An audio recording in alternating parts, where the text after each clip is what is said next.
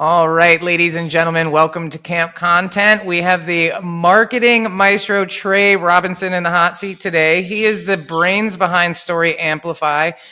Trey's 2-decade journey in the marketing realm has been nothing short of a roller coaster ride. From boosting brands like Realize, Stockwitz to 24-hour fitness, he's your go-to growth. This is a hard one. Your go-to growth guru. That's a lot of G's in there. Navigating through Trey's financial services saga, I love that, where he left an indelible mark during his tenure at Schwab and USAA, revolutionizing marketing strategies and reshaping industry landscapes, which I'm really interested to talk about because that's such a big world over there. And when he's not crafting marketing marvels, you can spot Trey cheering on Texas sports events, pounding pavements around Town Lake, and basking in the starry Texan nights. But after hours, Trey is a family man at heart, finding his greatest joys in watching his boys grow into remarkable individuals. Love that. Tune in to learn about his incredible journey. And we're just going to dive in paid, free, marketing metrics, advertising, all of that. So let's jump right in. Trey, thanks for coming on the show. Thank you so much for having me. Yeah, I'm genuinely looking forward to this conversation after looking at all your content and spending time on your website. You've definitely got a great history with all the work that you've done with these massive corporate brands like 24-hour fitness and USA and Schwab. Like that's a whole lot of questions I have about navigating that space because that's at the core you're a creative, right? Like I mean, you're a business brain, but Yeah, I mean, ultimately in those spaces, you got to have a little bit of politics and a little bit of creative juice, and then some metrics sprinkled on top of it to prove you know what you're talking about. it's a tightrope balance for sure, and some of those bigger corporations like that more creative stuff they can't do, but then sometimes they really limit you on that. So I'm sure that was a interesting landscape to navigate. Yeah, I mean, fun story. I took a campaign idea to my boss when I was at Schwab, and it was too creative, too funny. And he's like, "Dude, you're off brand." I'm like, "Oh yeah, now that you point that out, I probably am. Sorry about that. I'll be back in a little bit." So no crazy Eddies. Come on, guys, what are we doing here? Well, they're so buttoned up because they have so many rules and regulations, and you know what I mean. Different people watching and all this, right? So. That makes a lot of sense. So I want to talk to you about, how do you help businesses grow? Like let's start at the very basis of what Story Brand is doing or Story Amplify. Yeah. So ultimately, I want to sit down and ask a business owner what his problems, what he's trying to solve, but not in marketing language. Tell me in business language. Where are your challenges? Over 20 years, I got a marketing toolkit that can come to the table, but I need a business owner to say, hey, here's where I'm really struggling with. And a lot of times it's top line growth. Hey, I need to talk to more customers. I need to have more at bats, right? We see that a lot, but we also see, hey, I'm spending money in marketing, but it's not being as effective, right? And I don't know that I can keep up at this pace. And so how do I optimize that? So we spend a lot of time really saying, are we driving more volume? Are we trying to be more effective, right? Are we worried about ROI, or is it just sheer numbers? And then what channels are you using today, and what maybe are you missing in your marketing mix? So, but it all ultimately ladders up into growth. I found that winning cures all ails, right? So if we can help a business grow, generally they're happy, and then we can start to optimize after that. How do you stay on? All these social media platforms, everything is changing so fast. I feel like marketing is changing so fast. So how are you navigating staying on top of all of these different platforms and all of these different options? I mean, you got from social media to PR to blogs to SEO. I mean, how do you stay on top of that consistently for 20 years? Because it's changed a million times. It's funny you say that. I am happy that I don't have to be a marketer for the next 25 years because the frequency of change seems like it's getting faster and faster. But I tell my young marketers that's something you're going to have to stay fresh. You're going to have to stay sharp, or you'll become a dinosaur. And so that's actually one of the reasons that if you look at my career, I go into corporate America and then I come out of corporate America, and then I go into corporate America, and because I don't want to become a dinosaur. And so when I get into the agency world and we're dealing with 25 or 30 clients at a time, and we're looking at metrics across multiple businesses, and we've got PR strategies with some clients and paid strategies with another. It forces you to stay on top of what's happening because clients aren't going to stand for things that aren't working. And so we need to be leaning in and be good stewards of their money. And to do that, we need to be optimizing. We need to know what's working. If we see success on one client, we need to take it to another. And so that's one of the things I love about the agency business is I feel like I'm working in dog years. Yeah, I love that. Well, and with different types of businesses, you get to do different types of things, right? So that keeps it interesting. I don't know if I could ever have a company where I did the same thing every single day over and over, right? Like the challenge of new clients, new goals. And I'm an idea guy and I'm a puzzle guy. Like if you leave me by myself, I'm going to be trying to figure out some puzzle, trying to figure out how to take something apart or put it together. And so when a client comes to me with a business problem, that's when my brain kicks into high gear. And we really talk a lot about like bringing new solutions, new ideas, new tests to the market and to the clients.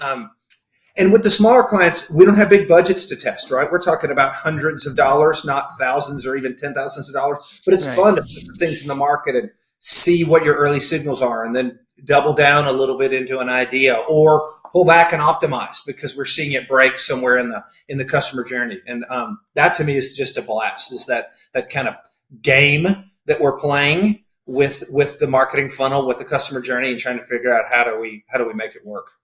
Well, I love that you say that it's like a game and intriguing with like even less money because there's a lot of agencies, right? You know, there's a lot of agencies out there just can't wait to say no to their clients on everything, and they waste a lot of money, right? So I love that you think of it as a challenge. Like, okay, we have even less. We got to make it work even faster. We got to be even more effective because ultimately that's how it should be, right? Like, and then if you're effective, that little bit of money grows and then they have more to invest the next time and more the next time and ultimately build. I think that's such a unique experience you're bringing to the table with such big corporate experience, but also being willing to work with smaller businesses.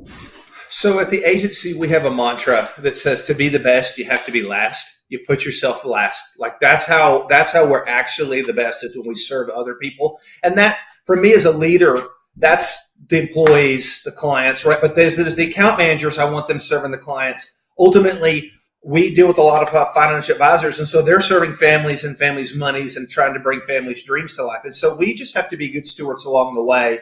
And as a small business owner, I know what it means to be worried about making payroll. I mean, I've been in those situations and trying to figure out how to drive growth and get the next win. And so I just want to make sure that when we come in, whether it's dealing with a client or dealing with our employees' career growth, that we are putting their needs first, that we're being good stewards with their time and energy and money. Because ultimately, if we do that, lay our head on the pillow at night, sleep without any regrets, and ultimately leave this place a better place than we got to. Exactly. I mean, that's the goal, right? You know, speaking of your team and your website, like I was like, oh my God, I love these people. I got to hang out with them. I wish I was in Austin. I would crash your next happy hour. But so many quotable things on your website. Like we think like business people, not marketers, you know, touching on what you just said about you'll be there because you've been there. You understand the plight of the business owner, payroll is, employees are like Friday and employers are like, oh, Friday, right? Like it's a very, very different side of the table sometimes. So, and there was a few things like one of your big headlines says, we care, we disrupt, we want to see you win, meet the team. And I love that. I say that all the time too. I want to see my clients win. Like what the hell are we doing if we're not, you know what I mean? Like, why aren't you taking it personally that graphic sucked or you didn't hit the mark? Like, it doesn't matter if you got paid or not. Like, you should want to see them win. You should want to go above and beyond. And I love that was like in your H2, or H1 text on the page. I was like, oh, this is a good team. And I was going to ask you, did Amy Davenport write that content? Is she the copywriter? Amy's wonderful. Amy also, by the way, I know you're in Costa Rica. Amy spent a few years in Costa Rica as a teacher at one point in her career. So she's got a real heart and she's wonderful with words. But our head creative director, JJ, Okay. is like, for I don't know where he comes up with some of the stuff. Like it's literally inspirational, and so I think he probably wrote that line. So there's like so many of them on the website. And then when I went to your about page, I mean, I gotta tell you, you're walking the walk. Like your team is what, 80% women? Oh yeah, but I mean they're harder workers than us lazy men. So come Well, on, I know that. I mean, welcome to the party, Trey. You know what I'm saying? Like, come on, I'm on team. I'm on the team. You know what I mean? So I get it, but that's just not something that you see all the time. You just don't. You see a lot of like token diversity hires for whatever reason, but no, you have a very female forward team, and that's look, awesome. look, you're a good leader in my mind. And by the way, USAA and Charles Schwab have phenomenal management leader training programs. So I was very blessed to work under phenomenal leaders in places that cared about growing leaders. And so I can't say enough about those two organizations and how they develop talent. But what I recognize being those places as we all have shortcomings, and we have the best team when the team is the exact opposite of you, and they fill in your shortcomings and they bring different opinions. And so I never want to hire a bunch of me's because we will just fail because I have big critical flaws that I need help with. And so we really try to hire a very diverse group of people with different backgrounds, because when we do, we get a better holistic product because everybody Yeah. complements each other in different ways. Yeah, well, it's like a barbecue, man. You don't want to go barbecue. Everybody brought hamburgers. You know what I mean? It's not a very good barbecue. We need some beans and some potato salad. We got to bring everything to the party, right? Or it's not a very good party. So, cheers to you for walking the walk and having such an amazing team. And it really does shine in all your language and your website and just so many things about your business. It's really evident. Let me ask you. Speaking of times moving fast and everything else, let's talk about AI a little bit. Like, how is that impacting the work that you guys are doing and your client relationships, if at all? Like, are you using AI in your business? Absolutely. As we were talking earlier about staying sharp, you have to adapt as a marketer. I mean, that's got to be part of your DNA. At the same time, we're way early in the AI journey. And so we have to use AI. I feel like Spider-Man. With great power comes great responsibilities. Like, we have to use AI in the right way. And so I'm a big believer that it helps with the research part of the Mm-hmm. writing phase. Like, how do we gather information? How do we understand what's going on? And so I feel like we're able to shorten the research cycle because we can ask AI for some help on the research side. At the same time, it can be really wrong. And so we've got to have a subject matter expert. Like, if we think the research phase is in the beginning and the review phase is we have to have a real subject matter expert reviewing the content, because it can be wrong, and we have a responsibility in our content to not give people bad advice, right? And so on the back end of AI today specifically, we really need to have some subject matter expertise. That's one of the reasons at Amplify we try to stay in the financial services world, because we have a lot of subject matter experts that can review the content, that can make sure that it's right. And so we have had some engineering clients. It's wonderful, but if we're writing about structural engineer, I have to have a structural engineer in the process. For And sure. so I feel like AI is a great way to speed some things up, but it's definitely not the answer to all the solutions. Yeah, you have to be careful. You ever ask AI to write a bio for you? It'll have you like graduating top of the class at Harvard and like a full-on wizard, by the end of the paragraph. That's funny. I'm going to try that. I haven't tried that. It just lies. It just lies and lies and lies. It's like, wow, I wish half of this was true. I'd be in a better position in life. Let's hope that's not reflecting what it thinks about society. Like Amen to that. Amen to that. Yeah, I'm a big fan of AI. For as a podcast production company, we immediately started using AI for the show notes and transcriptions. Why wouldn't we? That is such a it's metadata. There's not a lot of feelings in this. Take the transcription, scrub the keywords and the key takeaways, and put it into a document, and it does it in 40 seconds. It used to take us 4 days. I mean, listen, the metadata on a podcast is not winning any awards, but it's going on your website and it's going on YouTube, and those keywords, all that stuff makes a difference. It's not well written. It's just how many keywords can you cram into a paragraph without sounding like a robot. That's what podcast metadata is, period. You know what I mean? The content itself is what's going to give you the good stuff. But yeah, AI, what a great tool for that. 4 days versus 4 minutes. I mean, that's a no-brainer, right? So it frees us up to do deeper work on other things. So, I mean, I think there's real value in it, right? But it'll be interesting to see with marketing, because there's just a lot of bad stuff out there and weird pictures. Yeah, well, and we're reading now that, and it's unofficial, right? But that Google is punishing pure AI written documents, right? And so it's interesting that there could be a little bit of backlash on AI, and so and I think that's for good reason. Well, one, they're trying to protect their business model, but two, they want to make sure that the content is authentic and it's good, and that someone's taking the time to read it and make sure it's right. And so that's going to be fun to watch. How do these different businesses both help you produce AI, but then how do they judge AI, right? And so it's, like I said, it's still unfolding, but it's an interesting game to watch. For sure. So, okay, so let's go into, I have a speed round section of the podcast. So, strap in. It's going to get rowdy over here. Not really. So the first question I have for you, and it's definitely not a speed round question, so I'm contradicting myself here, but I want to talk about marketing metrics like CAC and LTV. But first, you have to explain to us what is CAC and LTV, and then we can talk about its impact a little bit. Okay, LTV, lifetime value. In a nutshell, how much money am I going to make from the relationship I have with a customer over the long term? Right? Okay. CAC, customer acquisition cost. How much does it cost me to get a new customer? And that's the ratio, right? Can I spend less to get a customer than I make from a customer? And if I can keep that ratio right, I can continue to spend money, right? And so we're always worried about what kind of money do we make off a customer? How do we improve what we make off a customer? How do we reduce what it costs us to get a customer? Because that ratio is what makes a healthy business. Now, I'm a big believer that we need to build relationships with our customers, and they need to be long-term. So when I say what the money we make off of them, I really don't mean that. I mean, it's about the relationship, but we've got to have a monetary number that we can judge against. For sure.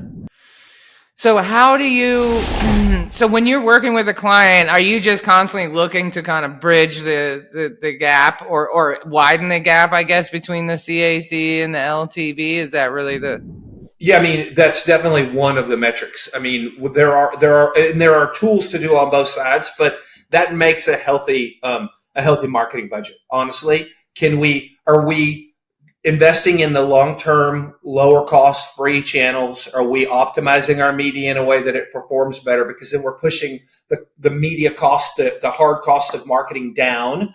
And then are we building stronger relationships with our customers? Are we giving them more opportunity to interact with us? Are we giving them more solutions to meet their problems? If so, then they will spend more time, energy, effort. That obviously usually translates to profit. And so if we can do both of those in a healthy way, we build a healthy business. Makes a lot of sense.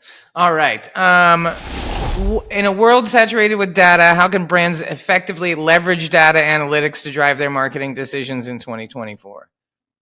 Well, I mean, I usually start at the very bottom of the funnel. Like what am I converting? And when I say converting, what's turning into a paying customer, right? And then I move up from there. What activities are leading to those conversions? What activities are helping drive those conversions? And then the last thing I look at is our metrics like brand awareness. I mean, and things like that. Those are important metrics, especially if you have a big consumer brand like a Geico or a Coke or something like that. But at the local business level, it's harder to measure. And when we're thinking about return on investment, right, the lower funnel items tend to be more easier to measure. And so I start bottom, move my way up. I think there's need for awareness tactics, but they have to be in the right place in a marketing plan. Interesting. So I want to talk about funnels a little bit. My question is like, is the marketing funnel still relevant, and how do you use it? Because I feel like it's a difficult thing for a lot of people. Like, I gotta have a funnel, and I'm like, well, that's really what does that really mean? It means you're starting with a bigger amount of something, you're funneling it into something smaller. And so if you're a small business not getting any real visibility or traction or engagement, then there is no funnel, right? So how do you address that with these smaller businesses? Well, so it's a great question, and also one of the things, it's the funnel concept is a very old concept, and it started when buying journeys were very linear. I Mm-hmm. 100% for anybody that says a funnel is dead will agree that it's not a linear buying journey anymore. People come in and come out, and they bail out, and then they come back, right. And so we understand that it's not a 100% linear funnel. But what I think the funnel does, when used correctly, is it gives you a paradigm to break down a very large data set and start to understand where to take action. What's the old adage? How do you eat an elephant? One bite at a time. A marketing, your acquisition campaigns, your marketing programs are usually very large, and they have lots of attributes. And so it becomes hard, and you can get spun around in the data, and it becomes hard to figure out what lever should I pull? Which tactic isn't working? Where am I having breakage? And the funnel allows us to say, do we have enough people shopping? Are the shopping people converting? Are the converting people buying? Are the carts converting? Are people coming back? Right. And so it just gives us a way to take that big elephant and focus on the Mm-hmm. trunk, or focus on the tail, and break it down into something that we as humans can consume. Right. And that's really, to me, what it brings is a construct for making very complex decisions easier. I love that. I mean, one bite at a time, right? I mean, it's an old saying, but there's a lot of truth to it, because it could be very overwhelming, especially if you're not really a business minded person or a marketing person, right? It's very, very overwhelming for a lot of business owners. So, all right. So, number 4, what is the right balance between paid and free? Because I know a lot of small businesses don't understand that you got to pay to play somewhere. You do have to pay to play. So I ask clients all the time when we get started, what do you have? Do you have more time, or do you have more money? Like, because that's really free channels take time to develop, right? They take time to build. Paid channels are a jump start into a marketing program, but you don't want to rely on them solely over time, or that you get very expensive. Um, Right. we have another adage, and maybe it's because I'm a Texan. We have way too many colloquialisms. But at the agency, I say, when was the best time to plant a tree? 20 years ago. When's the second best time to plant a tree? Today, right? Right It's now. the same thing with your free programs. Let's put some search in. Let's get some content going. Let's work on word of mouth. Let's get your customers carrying your message forward for you. But those things are going to take time to build. So while those are building, and we need to be doing those along the way, we also, let's spend a little bit of money to drive some traffic today. And by the way, usually money spent well will speed up the free channels. And so if we can think about them in concert, then that's really the best way. But too much on one side or the other is an unhealthy marketing plan. Yeah, that makes a lot of sense, because you can't just rely on paid. Then there's no engagement. There's nothing there. No authenticity. Um, all right. Number 5. How do you see? Well, I already asked you this. Number 5. What is your go to guilty pleasure social media platform for marketing inspiration? For marketing inspiration. Wow. All right. So I waste more time on Instagram Reels than I should. So when we talk about Okay. guilty pleasure, Me I have to, too. right? And I have a whole love language with my cousin, and my kids who are sending reels back and forth and laughing, and everybody's laughing. And so there's a whole just social side of the TikTok, Instagram thing that I absolutely love, and it's a great way to release. But from a Me too. marketing perspective, I'd spend a lot of time on LinkedIn. I'm looking at my connections. I'm looking what people are talking about. I'm looking at best practices. I'm following marketing people and seeing what their posts are. I get lost in Twitter. I get a lot of noise, so I tend to Yeah. gravitate over toward LinkedIn from a business use perspective. I also honestly sign up for. There's a few newsletters that I get that I just love, that they're curating content for me that I can read, and so I spend every morning reading, 3 or 4 different newsletters some personal, some work related, just to try to stay sharp, and then to share best practices with my team and articles if I've read something I feel like they'd benefit from. But if you ask me from a work perspective, LinkedIn is where I spend most of my time.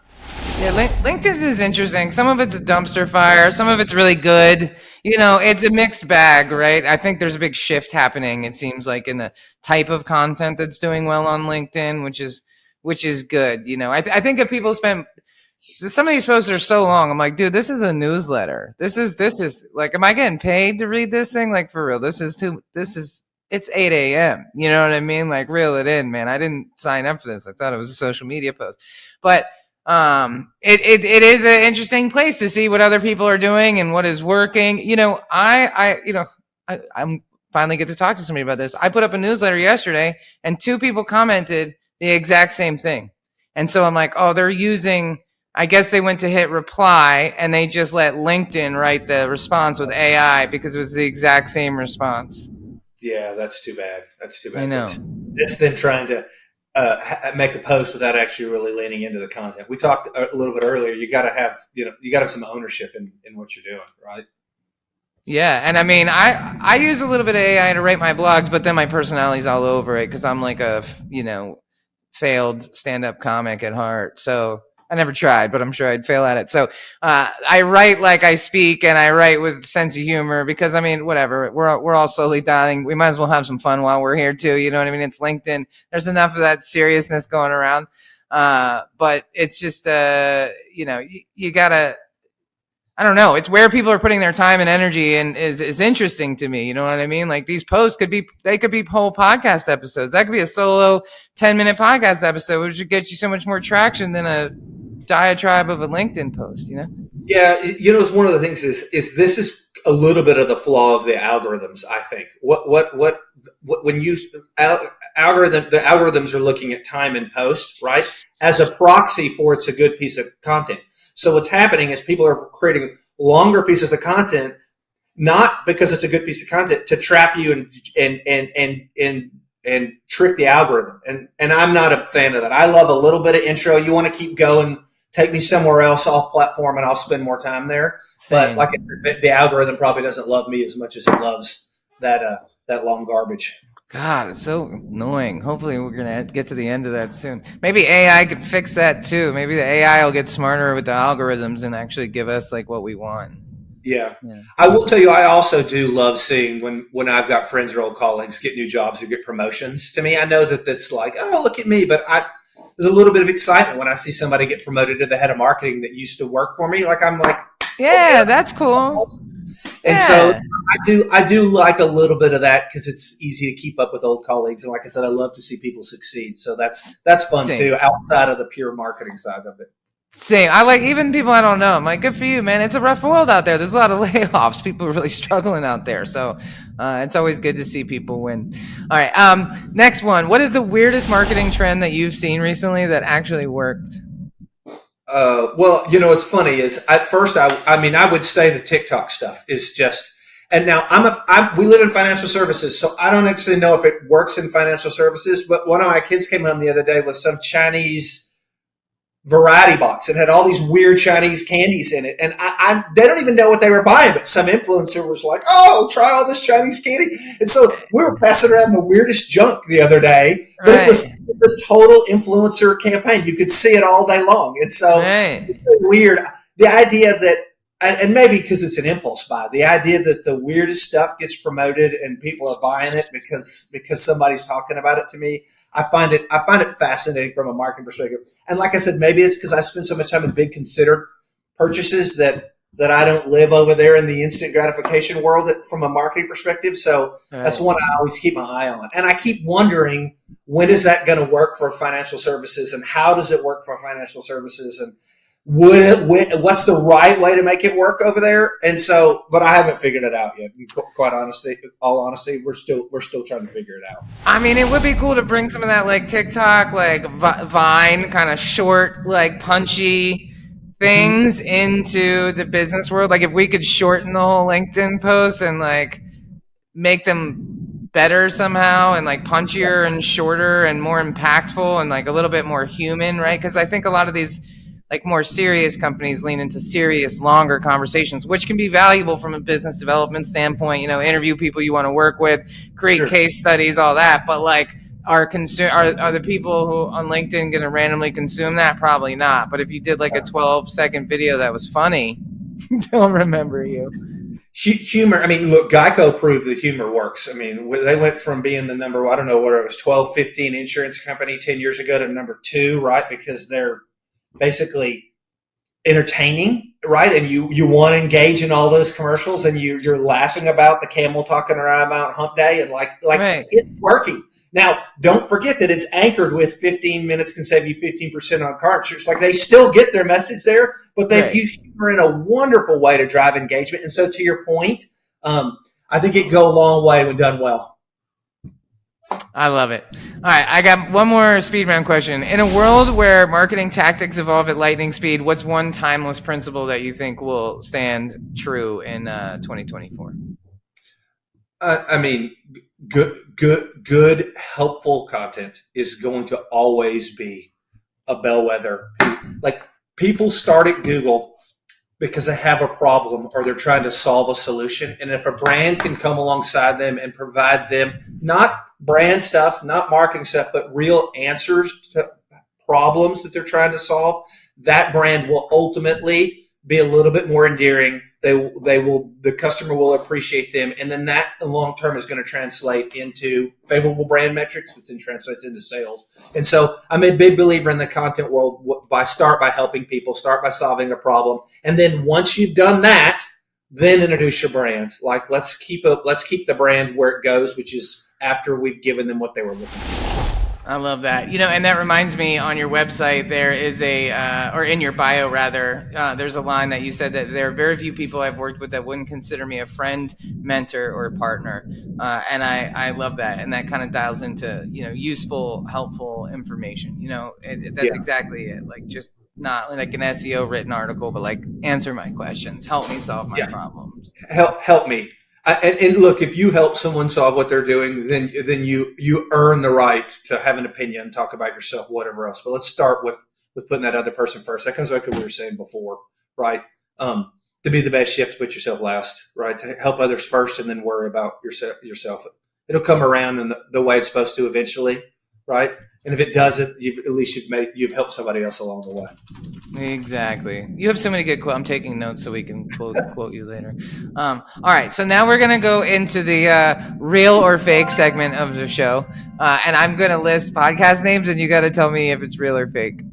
I'm going to go exactly opposite of what my gut says, because I know I'm going to totally butcher this segment. It'll be funnier that way. It'll be great. Okay. Number 1, the Garlic Marketing Show. Fake. Real. See, I knew I was gonna Number 2, Video Marketing Madness. Fake. Real. All right, number 3, Make Marketing Suck Less. Real. That one's real. Number 4, Not Another Marketing Podcast. Real. That one's real too. And then for the last one, the Upper Cervical Marketing Podcast. Please tell me that's fake. It's real. Oh gosh. And you know what's wild is all these shows have like 4,000 plus downloads per episode. That's amazing to me. Who knew that garlic marketing was a hot topic? But that's a industry for you. I was in the gym yesterday thinking about brands, which is totally shows you I'm a marketing nerd, and I was thinking about functional brands versus stuff like that. The garlic one, and like, it's more memorable, right? And you don't run in, and it's from a search perspective, you don't run into some real thing that's in the way. So I get where it would work. The Garlic Marketing Show, like, it's so good. It's a show. It's not even a podcast. It's a show. But when you have a brand that doesn't say marketing, it just says like lemonade. You type in lemonade, and it's supposed to be an insurance company, but you got to go through 25 recipes of insurance of lemonade, real lemonade, before you can find an insurance company. Exactly. Like, mess that one up. All right. And then the last thing, I have a wild card question, and I usually make it like ridiculous about marketing, but you live in Austin, and your website is also covered with all kinds of music analogies. Your mixing board for, advertise. I mean, I couldn't love it anymore. I'm a former music business, recovering from the music business. So I loved all the musical references, and you live in Austin and you've been there for a long time. So my last question to you is, what is the best show you've ever been to in Austin? So last year, by the way, I could talk music all day long. Last year, there's a up and coming Southern rock country band called Whiskey Myers. Last year, they did a whiskey release party at a distillery out in Dripping Springs called Treaty Oaks. Normally, when you go see this band, it's 25,000 people, 25,000 people. There were 200 people there. Oh, wow. It was like the most private thing I've ever been to. And so that was unbelievable because it was basically, I felt like it was me and the band, right? So that was last year. This weekend, I saw a high school kid play at a house party who's just come back from Nashville and has recorded his first album. And he's a junior. And that was neat for a whole different reason and he was good. And he covered some Sturgill and he covered some Tyler Childers. And you're like, this kid's going to do okay. And that was exciting too, just to see a kid living his dreams out and seeing all the high school kids, singing along with the parents were on the back. But so when I can see a big artist in a venue that's way too small for them, or see someone that's coming up that you're like, I saw that kid when he was, those to me are my two favorite scenarios to see shows. So that'd be my very long answer to what I think is a wonderful question, by the way. I love it. No, it says so much about your personality, like the bigger experience with a bigger band, but also getting just as much joy from watching this young kid. I think it says a lot about who you are. So thank you. Trey, thanks for coming on the show today. This was a lot of fun. I knew this would be a good conversation. I think this will be really helpful for any business that listens to it to really think about how to measure success and think about paid advertising. And so if anybody has been inspired and would like to connect with you, what is the best way for them to do that? Well, honestly, you can hit us up on our website, storyamplify.com, or you can find me on LinkedIn, right? Trey Robinson. I'm pretty easy to find on LinkedIn, but the site's there. To your point, it's fun. It's got some musical stuff in it, even though we do financial services marketing, and I'm really proud of the work the team did for that. It's a beautiful website. I've built a lot of websites in my day, and I have a harsh eye, and I was like, "Ooh, I like this website. I like the fonts. I like the colors. I like the layout. It's really, really good stuff." So cheers to the team for knocking it out of the park on that one. Trey, thank you for taking time to hang out with me this morning and come on Camp Content, and bless our listeners with some solid information this morning. I really appreciate it. Thank you. I tell you, it was a lot of fun. I really appreciate your style, and thank you for having me. Awesome. Well, there's a lot of people just talking, and I'm like, we got to spice this up. We got to have some fun, and any opportunity to make fun of podcast names, I'm in. You know what I mean? It's an endless supply there, so no shortage. But thank you again for taking time, and thank you for tuning into Camp Content. If you found the content valuable or interesting or funny, please leave us a comment on the recording. All of Trey's links are in the show notes. So on YouTube, on LinkedIn, anywhere you're seeing this, if you just scroll down a little bit, you will see all of his links so you can check out his website for yourself. And hey, if you're looking to hire a company that actually celebrates diversity and puts people in the right places, then I would say Story Amplify is a really great place to start for a whole lot of reasons. So until next time, be excellent to each other, and we'll see you online.